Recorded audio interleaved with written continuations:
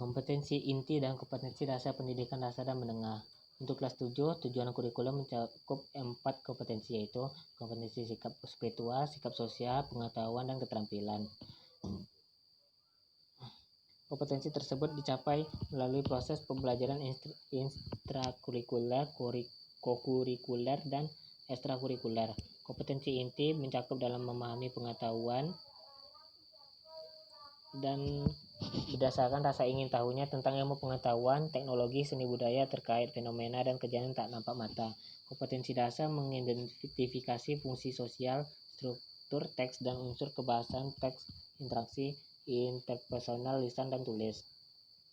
Untuk kelas 8, tujuan kurikulum mencakup 4 kompetensi, yaitu kompetensi sikap spiritual, sikap sosial, pengetahuan, dan keterampilan. Kompetensi intinya memahami dan menerapkan pengetahuan. Kompetensi dasarnya menerapkan fungsi sosial, struktur teks dan unsur kebahasaan dan teks, interaksi interpersonal, lisan dan tulisan. Untuk kelas 9, tujuan kurikulum mencakup 4 kompetensi, yaitu sikap spiritual. Sikap spiritual adalah menghargai dan menghayati ajaran agama yang dianutnya.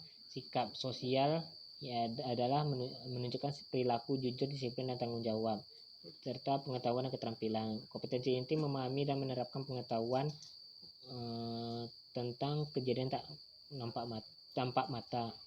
Untuk kompetensi inti mengolah, menyaji, dan menular dalam ranah konkret.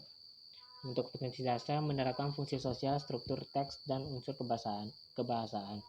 Untuk kelas 9, 10, 11, dan 12, tujuan kurikulum mencakup 4 kompetensi, yaitu kompetensi sikap spiritual, yaitu adalah menghayati dan mengamalkan ajaran agama yang dianutnya. Sikap sosial menunjukkan perilaku jujur, disiplin, tanggung jawab, dan peduli. Pengetahuan dan keterampilan. Kompetensi inti memahami, menerapkan, menganalisis pengetahuan faktual, konseptual, dan prosedural.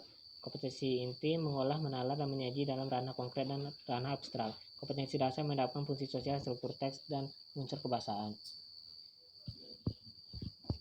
Kelas 10, 11, dan 12 yang membedakan adalah mata pelajarannya dan tingkat kesulitannya dalam setiap jenjang.